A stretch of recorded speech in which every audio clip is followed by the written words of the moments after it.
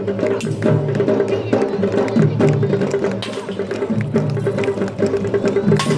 වගේම ඔබට දැන් වේලාවේදී ඉන්ද්‍ර සමල කොහොමද සෙල්ලම් කරන්නේ කියලා ඔබට දැක් ගන්න පුළුවන්කම තිබෙනවා.